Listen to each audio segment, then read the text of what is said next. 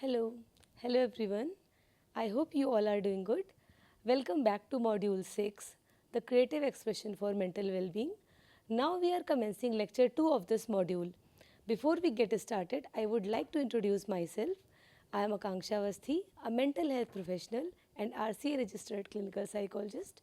I have been working here at IIT Kanpur for past several years. So today's topic is managing exam anxiety. In today's topic, we will discuss how different kind of anxiety we have and how exam anxiety affect us and how to deal with it. These are the agendas of overview of today's presentation. Basically, this lecture is divided into 4 sections as you can see.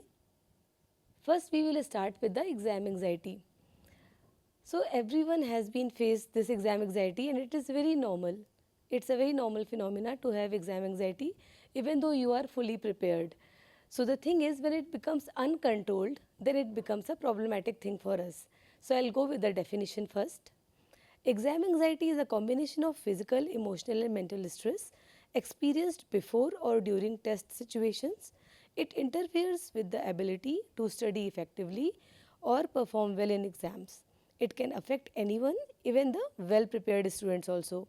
A certain amount of anxiety is normal and even helpful, but too much becomes harmful. So there are two types of anxiety. One is trait anxiety and the second is state anxiety. So trait anxiety means this is inbuilt in your personality. You are in general become anxious.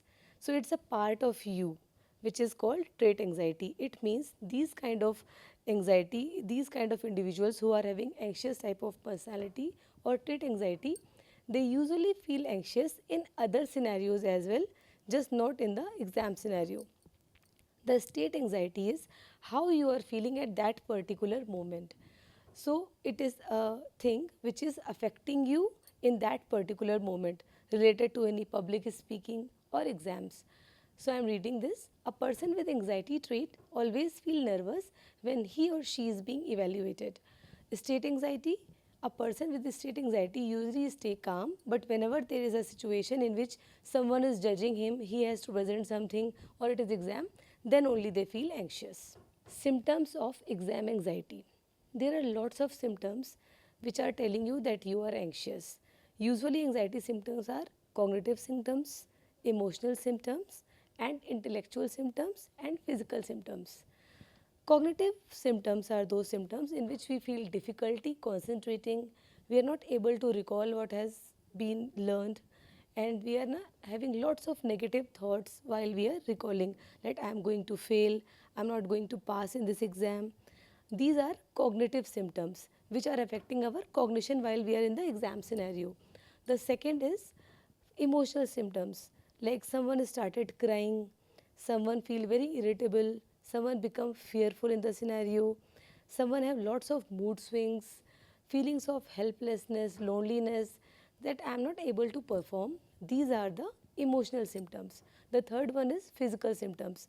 The physical symptoms of exam anxiety are dry mouth, sweating, palpitation, racing heartbeat, shortening of breath. These all are physical symptoms of exam anxiety. Now we will talk about the Yerkes-Dodson law. This law is telling the relationship between stress arousal and performance. As you can see in the diagram, on the x-axis there is arousal and on the y-axis we have performance. So what happens when there is low level of arousal, the performance is also low level. When the arousal is increasing, the performance is also increasing in the same level. There is one optimal point when optimal level of performance and optimal level of arousal, they both are meeting. That is the high tip of the bell-shaped curve. Later on, if arousal keep increasing, then performance lead to decrease. So this is the Yerkes-Dodson law which says that optimal level of arousal is required for the optimal level of performance. This also shows that with a minor level of arousal, we start preparing for the exam. Like we have no stress while we are studying in the academic year. Since we get the notice of the exam, we get some kind of stress that we have to study. This stress keep increasing till the few days before the exam. This is working as the increasing thing. What happens during the exam when you are too much stressed, despite having a very good preparation, you are not able to deliver in the exam. This happens because the too much of anxiety is actually deteriorating your performance. Now we will talk about the identifying triggers of exam anxiety. We know what are the triggers which actually precipitates our anxiety. So there are two kinds of triggers. One is external and the second one is internal. Internal triggers are those triggers which are associated with us. They are inside us. And the second is external ones which are coming from the outside agencies like parental pressure or these things. So I'll explain it again. External triggers are those triggers factors which are outside yourself and that create pressure, like parental or teacher expectations, peer competition, peer comparisons, upcoming deadlines, social media, or cultural pressure to succeed. Now, when we come to the internal triggers, they are our own thoughts, our own belief system, or habits that cause anxiety, like fear of failure, perfectionism, negative self talk, poor time management, and negative past experiences. So, like you are seeing that despite having external triggers, we can also have internal triggers. Sometimes our cognitive belief system also create anxiety. There is no external pressure, but because we ourselves create pressure on themselves, ourselves, and that leads to exam anxiety. So you have to understand this very carefully that there are two kind of triggers. One is external and one is internal, and how to control these two. Definitely, you have very less control on the external factors because they are beyond your control. Like you can't control the society pressure, you can't control the peer pressure, you can't control your family pressure, but the internal triggers you can work on, and that will give you much more success. Fine. Now, after telling you all about what exam anxiety is, what are the symptoms of exam anxiety, how it get triggered, how our arousal system affects our exam performance, now we are coming to the section 2. The section 2 will talk about the preparation and time management techniques. How to prepare exam in a better way so that your anxiety get reduced, and how to do the time management thing. So one thing which is very important to understand here, that we talk about exam stress in a many context, but we should understand that exam anxiety or exam stress is only a symptom. The problem can be deep within. It can be because of the procrastination. It can be because you are not well prepared. It can be because physically or mentally you are not well. It can be also because of there are a lot of mental comparison or negative kind of thoughts going on in your mind. So before you prepare yourself very well for your exam, you also have to understand what are the causal factors behind the exam anxiety. So we will discuss here the effective preparation techniques, how to reduce anxiety. Spaced repetition. You have to repeat the same topic again and again over a span of days, weeks, and months. When you revise the same topic again and again, what happens? It just gets plastered in your mind. It just become very strong in your memory patterns. The second thing is use active learning. Active learning means you also utilize your some techniques when you are learning. There are few memory techniques called heuristics. You can also refer to those techniques. But active learning means that you have to summarize what you have learned. You teach others the same concept. It also gives you a better clarity of that topic, and you also question yourself. You keep questioning yourself and you keep answering about whatever you have learned. It gives you also a better understanding and you are better prepared for your exam. The third thing is practice test. Yes, we have seen, you have got it right. Practice test. The more you practice the same concept, the more you practice about the topics again and again, what happens? You are becoming more and more prepared for that particular topic. It can be relevant to maths, science, or any topic. Now we are coming to the fourth thing, that is avoid cramming. Sometimes we just keep cramming again and again just before going to examination hall. What happens? Your mind is also a machine. If you keep working on it, it doesn't get time to settle down. You are not giving time to your memory clues to settle down. You're not giving yourself appropriate rest. In that way, you're not able to recall properly. So it leads to anxiety because you're not able to recall, and then you feel like, oh, I'm forgetting everything. I'm going to fail in this exam. And this start the vicious cycle of negative thinking, which eventually leads to exam anxiety. So last time, cramming should be avoided. The fifth thing is start early. What happens? Usually we procrastinate. Like if I am having 15 days to finish a work, I keep procrastinating till 8th or ninth day. But if you are having problem of anxiety, if you are having trait anxiety, what happens? This creates your threshold is here, and suddenly because of this procrastination, you reach that level. And because of this too much of arousal, suddenly your performance get on the zero level and you become numb during the exam time. So you have to understand this thing, that start early, make a plan and follow that plan regularly, and don't procrastinate till the last moment, till the 11th hour. The sixth point is seek help when needed. This is very important. Sometimes we are procrastinating because we are multiple issues, multiple problems we are facing in our life. These problems can be related to your academics. These problems can be related to some mental health issues. These problems can be related with your physical issues. So we just keep avoiding it and we keep blaming ourselves that we are not able to perform good. We keep getting anxious time to time. So what happens? This creates a cycle of negativity. Seek help whenever it is required. If you have some physical trauma, some physical injury or some physical illness, please go to physician, take proper treatment. If you have any kind of psychological illness or any kind of mental disorder, any kind of issue which is psychological, mental and affecting you, affecting your academics, affecting your mental health, please take desired help. It is if it is related to your academics, please meet your supervisor, meet your professor, meet your teacher and discuss it with that person and ask for the resources where you can prepare yourself in a better manner. Now, the one technique which is quite efficient, that is SQR and SQ3R technique. SQ3R technique is basically survey, question, read, recite, and review. So, first you survey. First, you quickly go to the material, whatever content you are having, you go to that. You survey all the content which you have to prepare for the exam. You do a proper survey of that topic. Then, question. Then, when you survey those things, you make some list of questions, you make some mental questions, you write it down, and you prepare a list of questions which can be related to those particular topic. And by answering those questions, you can have a proper information of that topic. The third is read.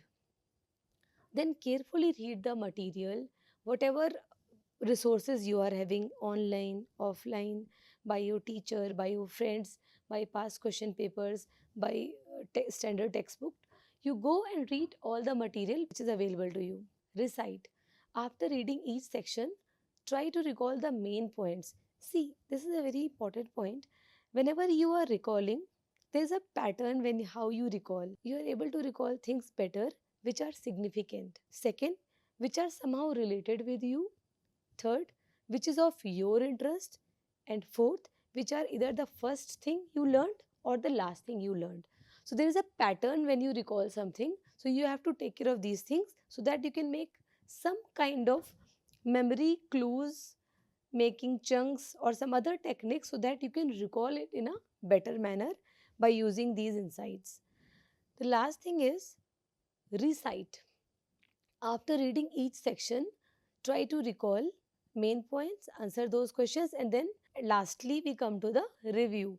In review, we ask questions to ourselves and we go to all the salient points mentally, and then we review the entire material. We summarize the whole topic we have learned, and then this is how we review the topic. So, by doing this SQ3R technique, we study any concept in a proper manner by doing survey, by questioning, by reading, by reciting, and by reviewing. It's a very effective technique in the field of cognitive psychology and education psychology. Now you have to develop a study schedule for yourself. See, it's a tailor made thing. You can't say that this thing is working for my friend, for my parents, it should be working for me as well. Break syllabus into small portions. It's like a huge mountain for you. You have to learn all the topics in the physics, maths, or in the sociology, and you don't know how to start with it. So the ideal pattern is you break into sections, start, and those sections should be manageable enough. So you break the whole topic into small chunks and then work on one by one. Rather than starting from anywhere, it's better to first divide them into small portions and then take one portion at a time. That is a very good strategy. The strategy number two is create a study calendar. You can allocate specific times for particular subject. Sometimes you feel like studying maths, sometimes you feel like studying art, sometimes you feel like doing drawing. So there should be some time allocation for that. It's a very good strategy and it's quite helpful also. So you allocate and make a proper study calendar so that you can start your studying. You know ki your upcoming exams in this month. So after this month, after this festival, I'll start studying. Make a particular chart for that and allocate topics accordingly. The third thing is balance study and break. That is actually very important because sometimes we think that taking break is actually wasting your time, but it's not. You also have to realize that your brain is also a physical organ. So while you are keep studying, while you are searching something online, or you're talking to your friend, or you are reading a book, do you realize that every time your mind is working, your brain is functional? Even when you are sleeping, your brain is functional. You are seeing dreams. There are multiple physical things, homeostasis is going on, multiple things which is working. So, what happens? You have to give proper rest to your brain, which is very important. When you give proper rest, it helps boosting in your memory, it helps in your recall, it helps in your cognition, it helps in your attention level, it helps in your concentration level, and it also helps in problem solving. So it is very important to take break first because of these reasons. Second, if you continuous study, your mind can't be focused on that thing because after 25 or 30 minutes your mind will keep wandering. So either you will start scrolling phone, you distract yourself for something else, or what you will do, you will just keep staring your book but you are actually not reading. So it's better to take pre-assigned breaks and work accordingly. Avoid multitasking. Yes, this is very important. I'll again say why multitasking is not not recommended. Why? What happens? Through our evolution we learn a lot of things. Like if I'm driving my car, I can simultaneously talk to my husband, I can simultaneously listen to the music. But when I go to highway and I see lots of trucks are coming, again my attention shifted to my driving only. Why this happens? Because at that particular time my attention should be properly dedicated to the driving thing. So it is very important. But whenever you are doing two or three things simultaneously, what happens? The quality of your work get decreased and you just can't focus too much on anything. So in the previous slides also I told you being mindful while you are doing anything is very important, and the same thing is applicable with study also.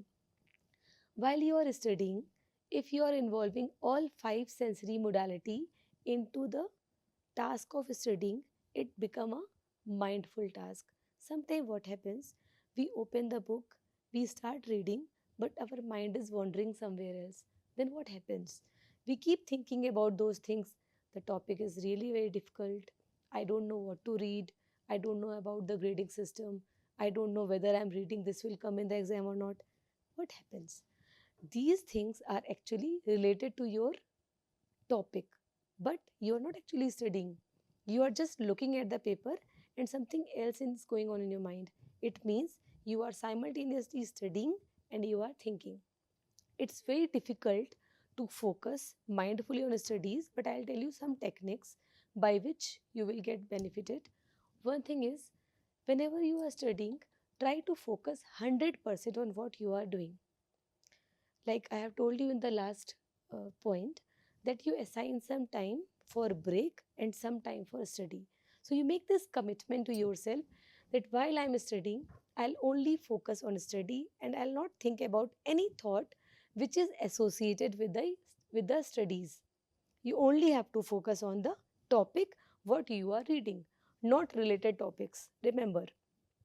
So while you are doing the multitasking thing, sometimes the quality of your study, the thing you are learning, the quality decreased. The next topic is you have to track your progress. Yes, this is the main point. If you're doing all these things which I am suggesting to you, you should know whether you are improving or it is static or it is deteriorating. You have to understand that if your recall is better, if you are able to attain things in a better manner, concentration is increasing, you can track this. There is a very simple technique which I oftenly use in my clinical settings. I call it cancellation, vowel cancellation technique. This vowel cancellation technique is you just take any old book or old newspaper, you choose a paragraph, and then what you do, you read it, and then you have to cut all the vowels A, E, I, O, U. So you assign a time like for 5 minutes, I'll cut all the vowels which will come into that particular paragraph. So what you will do, you will keep doing it. Now after that, you just switch off the stopwatch and then check it. What you see, you can have two kind of mistakes here. The first one is vowel omission. Some vowels you may have omitted. And the second thing, some consonants you have wrongly ticked. So you can rate yourself on the basis of these two kind of errors. In that way, you can track whether you are progressing with time. If you are practicing in a good manner, what happens? There will be less errors. There will be lesser time in which you finish that particular paragraph. Then you have to go to the next level of difficulty. Like I'll only cut A, I, E and I'll leave the U. You're making it difficult. You can even start cutting, I'll only cut I, right? So you have to increase the difficulty level. In that way, you can track whether your attention and concentration is increasing or it is static or there is no improvement at all, right? So this is one way. In other ways, if you are making the proper SQ3 technique and other techniques, you also have to see the improvement, whether your marks are improving or not, whether you are feeling a better sense of achievement or not, whether your teachers are appreciating or not, whether you are having a better knowledge of the concepts or not. So in that way, you can track your progress in multiple ways. Now avoid distractions. Avoiding distraction is actually very important. Why? Because in now times there are lots of distractions. Just a notification on WhatsApp on your phone can distract you, right? Someone is having listening to music in a loud music, and then you just get it, and then you started also humming the same song. What happened? You get distracted. Suddenly you see there is a mosquito roaming here and there in your room, and you get fixated on that. Lots of distractions are there. So you have to track, you have to make a list of distractions. Some are very rigid kind of distractions, some and some can easily be waved off. So you have to focus on those distractions and you have to make a list of them what triggers you. For example, if WhatsApp notification that make you distracted, you can just switch off the notifications. The next point is divide study time. Now it is very important to understand that how to divide your study time into easy and difficult. It is very tempting to start the easy topics because what happens, it is it requires lesser of your energy and we keep procrastinating the difficult ones. So you have to understand that there should be a proper division of easy as well as difficult task, and that's how with this allocation you keep studying.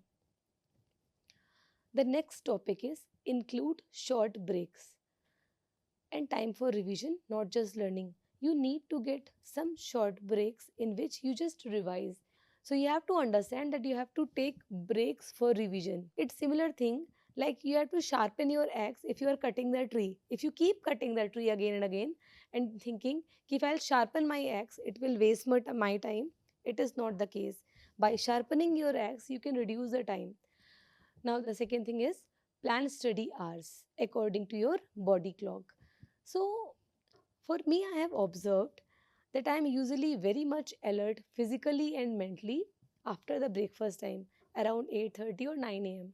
So, what I do, I choose that time slot to do the most complex or difficult activity. Similarly, you can also see how your body clock works. If you are better mentally and physically active in the second half of the day, you choose that time and you don't waste that time to do anything which is trivial and non important in your life.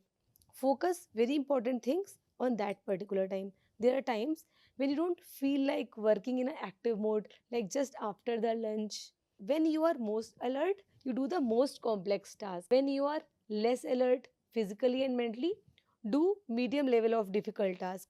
When you think you are not able to do those things like spending time on internet, talking to your friends, jogging, do those things when you are having less amount of activity level. Again, it's coming is make it content wise and not hour wise. So, whenever you are studying, you are making a time chart, time management plan, or any kind of this schedule. What you do is you have to think that I have to focus on the content. Like I have to finish this thermodynamics by that particular day.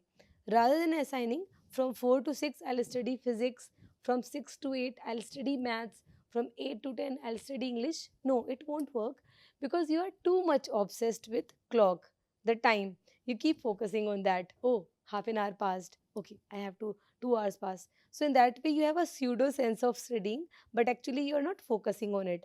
When you have task allotted, oh, I have to finish this chapter by that time. It means you are focusing more on the content. It can sometimes take more time which you were expecting, or sometimes it can be finished in the lesser time as well. It increases the dopamine in your mind, and then you feel like looking forward to it. It gives you a sense of achievement that you are appreciating yourself because you are following all these things in a proper manner, and you need to assign yourself some tangible and non tangible rewards. It can be very small, just offering a simple bowl of ice cream. That is also okay for you. Now I'll come to the time management strategies. There are few very significant strategies which have been proved quite useful. So I'll explain one by one. And as you can see in the chart also, this is Pomodoro technique. In Pomodoro technique, what we do, it has been developed by Francisco C. in the late 1980s. So typically we break our work, and then what happens, we set a timer for 25 minutes, we keep on working, and then we take a short break of 5 minutes. So after studying or working for 25 minutes, we take a short break of 5 minutes, then again we keep working for 25 minutes. So we keep continuing this whole cycle for 3 to 4 times, and then we take a long break, for example 30 minutes or 35 minutes, after completing 4 cycles of those pomodoros. How it helps? So there are two things by which we help. One thing is when you assign a particular time to study, like 25 minutes, we dedicatedly spend that time on the study because we know that we have assigned this time. And after 5 minutes, when we take a break, this break is actually very much required for our mind, and it just reset our nervous system. So that is very important. The second thing is smart study goals. You have to set your study goals smartly. So, SMART stands for specific, measurable, achievable, realistic, and time bound. How you make your goals, that is very important. The goal should be specific. It's not that I want to excel in studies, it's a very vague goal. If you assign that I need to get this much CPI, that can be a specific goal. I want to get A grade, that can be a specific goal. I want to excel, I want to comprehend this whole topic in a very good manner so that I can pass this particular test. This can be a specific goal. So, goal should be very, very specific. It should not be very broad and very vague. M stands for measurable. You can measure it. Like I have to complete 5 chapters.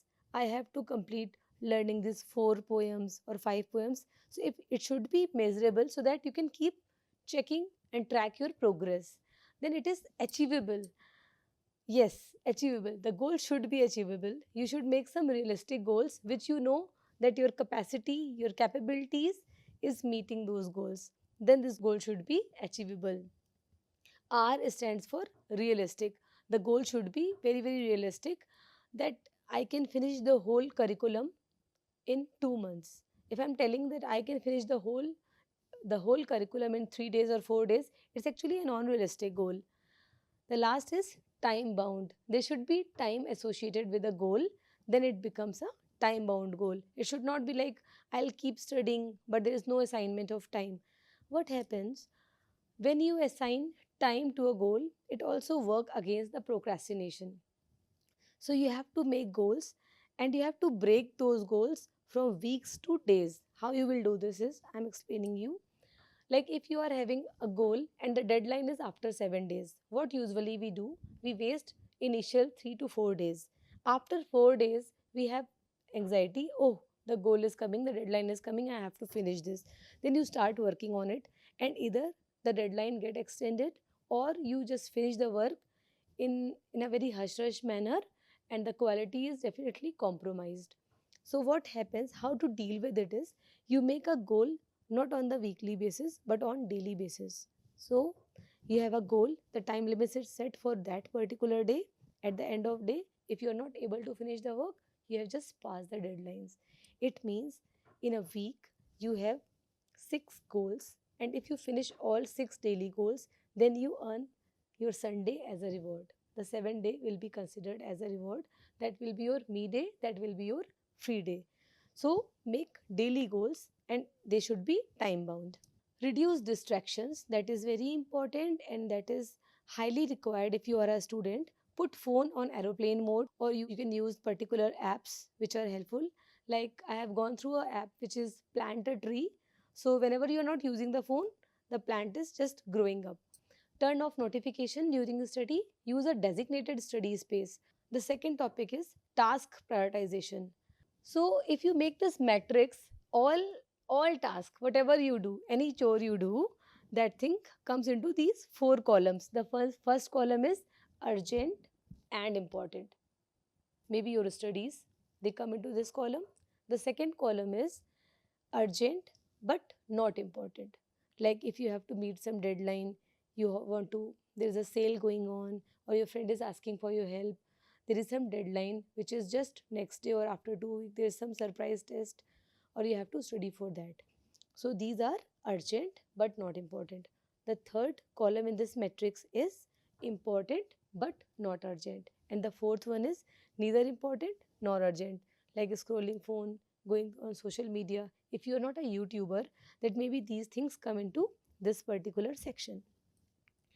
So you have to divide your time in a very wise manner which column should be given priority while you have to finish this work.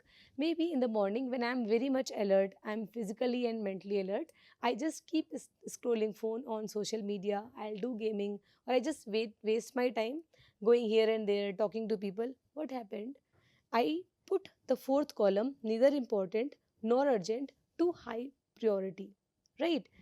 Ideally, I should spend my day with the first thing, with the first most priority, which are important and urgent.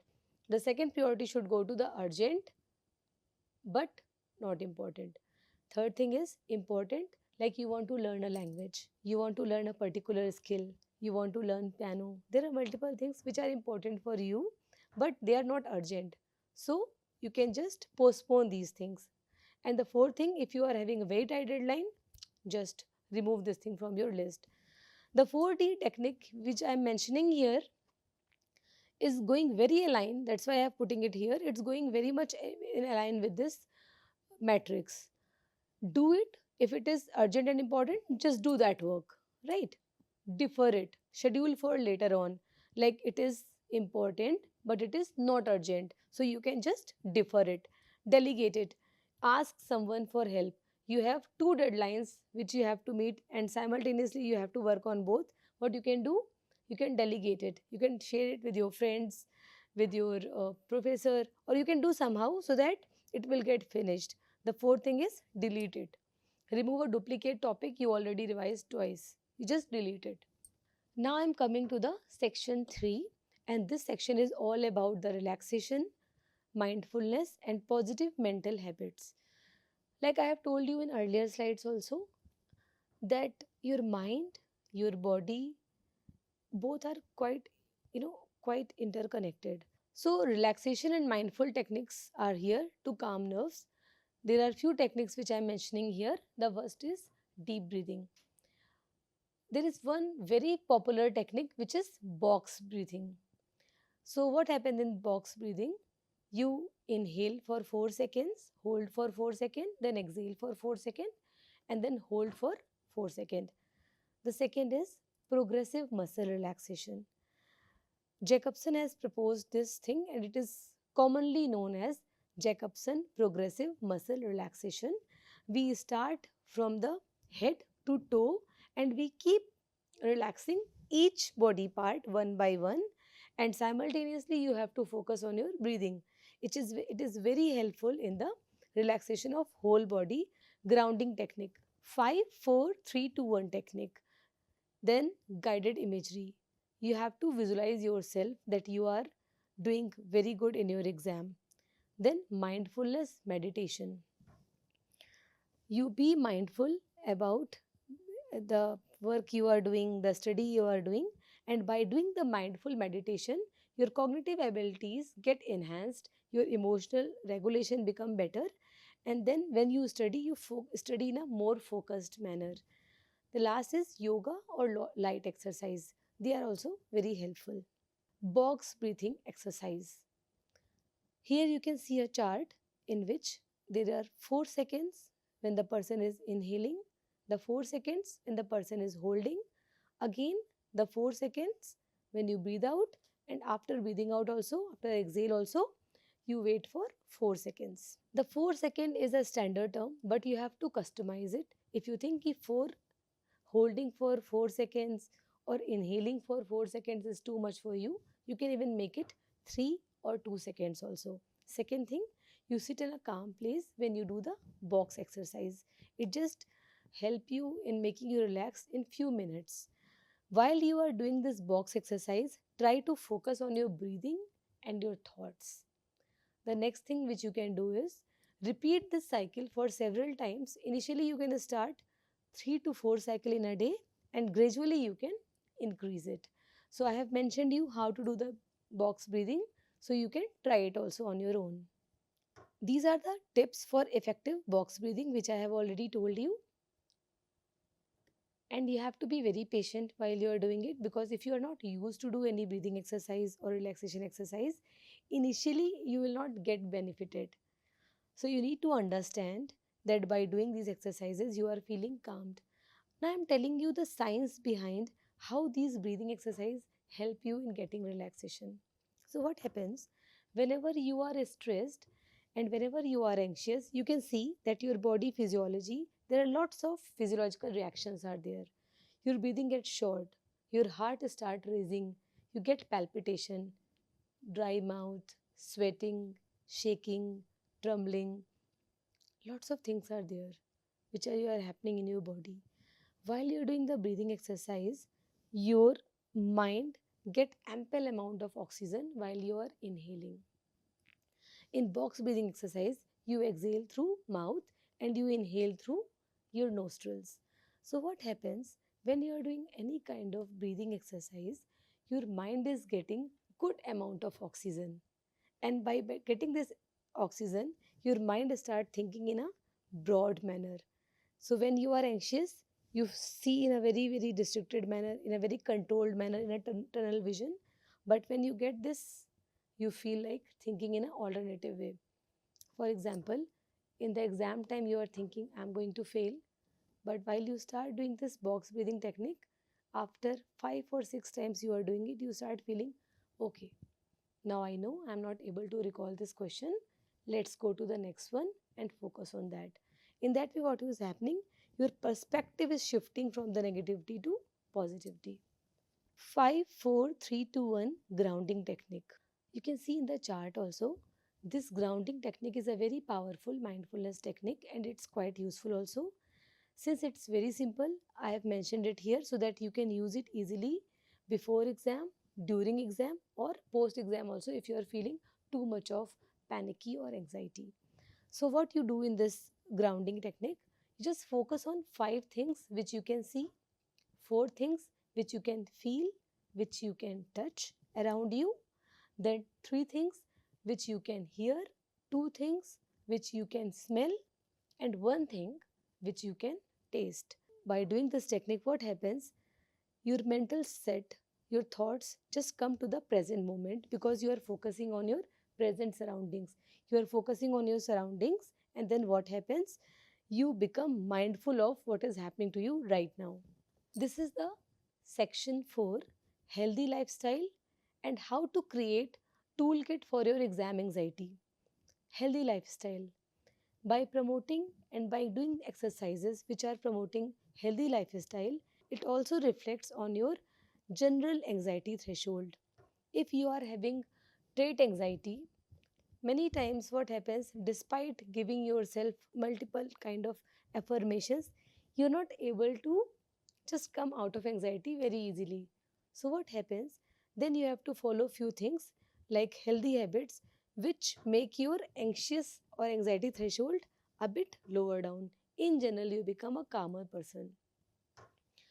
There are few things which you have to take care of, that is of your sleep, that is of your nutrition, and the third thing is of your movement. Sleep is very important for adolescents. At least 7 to 9 hours of sleep is required. The combination goes, sometime it can be 5, sometime it can be 9 as well. But if you keep sleeping for 5 hours in a day for long term, it will have adverse effects in your academics, in your mental health, in your emotional health as well. And later on, if you keep continuing this thing, it will reflect in your physical health also. Sleep properly for at least 7 to 8 hours daily. That is very much required for your recall, memory, attention, concentration, physical and mental health, everything. The second thing is nutrition. What you eat, your gut health is also very much connected with your mind. What you eat, it also reflects in how you think. If you are eating healthy food, especially those food items which promote your brain health, it will give you extra advantage, extra edge when you work on your studies. So it is very important to focus on the foods which are supporting your brain health. Hydration is very important because water is again H2O and your brain, your mind is primarily functional on glucose and oxygen. When you drink plenty of water, it also decreases your anxiety and stress level. Regular exercise. Regular exercise is very important for your emotional health as well, to deal with your anxiety, because when you do regular exercise, lots of neurotransmitters like dopamine, serotonin, endorphins, which are natural painkillers, they release in your body, and later on you feel better after doing exercise. You don't have to do very rigorous exercise just before the exams, but you can just keep doing brisk walking or a small walk or simple badminton with your brother or sibling. Of course, you have to limit the stimulants also. If you are taking too much of soda, too much of sugar, too much of caffeine or too much of tea, you have to work on it. Caffeine and other things, nicotines, they also work on your body and adversely affect your sleep and mental health. How to create the exam anxiety toolkit? So basically, this is like a first aid box for you. I have told you multiple things throughout the lecture, and I am thinking how to process this much information, what to do. So now I'm giving you a very hands-on tip how you can summarize all the information and you can create your own exam anxiety toolkit. How to work on it. So there are few techniques, there are few habits and few tools that calm your body, your mind, and which will make you more focused and attentive. You have to include those things in your anxiety toolkit. So the very first thing is study strategies. Whenever you are making your study plan, I told you multiple techniques, this SQ3R technique, Pomodoro technique, you have to use the flashcard, study by making chunks, you remember by making some connection with yourself. So when you make any acronym of something, you learn it in a better manner. You can create some mock test for you so that you are revising it. You don't revise it in a long stipulated time, but break it in small chunk of time. It's better for you. Few relaxation tools also you have to add in this toolkit. Like I have told you about the box breathing exercise, which is quite helpful for you. You can use it. So if you can see any audio or video which is combining the breathing exercise along with any kind of audio, you can use it as well. Grounding exercise, there are lots of grounding exercise. One grounding exercise of 5 4 3 2 1, I have already told you. There are multiple other grounding exercise also which make you feel grounded while you are too much stressed or anxious. You just need to do one thing. You sit on a chair whenever you are feeling comfortable. You make a comfortable posture, make your feet well grounded to the ground, and then you keep focusing on these 5 4 3 2 1 things. Similarly, you can also do a very simple grounding technique. You can hold a pebble and just close your eyes. While you are holding this pebble, then you have to understand and you have to feel how it is feeling in your hand. What's the temperature of this pebble? Whether it is hot or cold? What's the texture of the pebble? What is the shape of the pebble? Whether it is structured or it is very smooth. So, by doing these things, you are making yourself well grounded during the stress or anxiety times. Progressive muscle relaxation, you have to just do simple progressive muscle relaxation. If you are not able to get the time to do whole Jacobson progressive muscle relaxation, you simply just tense your fist muscles and then calmly open it. You do it again, then open it. Later on, you can combine the breathing also. You inhale while you are closing it, then you hold it, and then while you exhale, you gradually open it. So, while you are doing the exercise, if you are repeating it for 7 to 8 times, you feel while you are opening it, you are feeling a sense of relaxation. Just stay in that calmness for a moment. Despite having lots of chaos around you, lots of negative thoughts during exam, you focus on these exercises, these techniques, and definitely they will help you. The next thing is mindset helpers. So there are lots of positive affirmations which you can use. I know I can do better. I'll emerge as a fighter. I am well prepared. I'll do good in this exam. I'm going to make it. I am already perfect. I'll do good again. In the past also I have done good in multiple exams. So these are some templates of positive affirmations which you can do. A confidence journal. You can write a journal which is showcasing what you did in the past and in which you shown your progress, what how confident you are feeling yourself at right moment. So confidence journal can also help you. Visualization guide. You use the technique of imagination and visualization, and by doing this technique, what happens? You are visualizing yourself to going in the examination hall in a very calm and relaxed manner. You visualize yourself just before going to bed or just after waking up. You visualize how you are well prepared for the exam, how you are writing in your exam center in a very well and calmed manner. So what happens when you keep visualizing, you are giving an additional mental note to your brain that this can be possible. Technique of 4Ds, whenever you are too much stressed or whenever you are becoming impulsive, you are not able to control the phone usage or you are very angry on yourself, irritable, this 4Ds technique is quite useful. So this 4D technique stands for drink water, deep breathing, distraction and delay the impulse. By drinking water, you just take normal water, neither too hot nor too cold. The second thing is deep breathing. Again, these two things, drinking water and deep breathing, they both give immense amount of oxygen to your mind and you suddenly physiologically start feeling relaxed. Third thing comes distraction. How you distract yourself. You can start organizing your room. You just focus on something else in your mind. You can listen to some calming music and you distract yourself from the present anxious thoughts. Delay impulse. How you can do it? You can just go out for a walk. You can start thinking about, like, you have to tell the A to Z in the inverse manner: Z, Y, X. Or you can start counting backward by -3 every time: 100, 97, 94, 91. So, what is happening? By doing these things, you are cognitively engaging your mind and you are delaying and pushing the impulsive behavior. Distraction break tools. Create a calming playlist. Whenever you think you are getting distracted too much by your thoughts, you just create a calming music. It can be a folder in your phone and you just go to that particular playlist. Keep a doodle, stress ball, or fidget toy. So whenever you feel like you are getting distracted, you just take that toy and you just spending time on that thing and it will make you a mental reset. Read something funny, light for 5 minutes during breaks.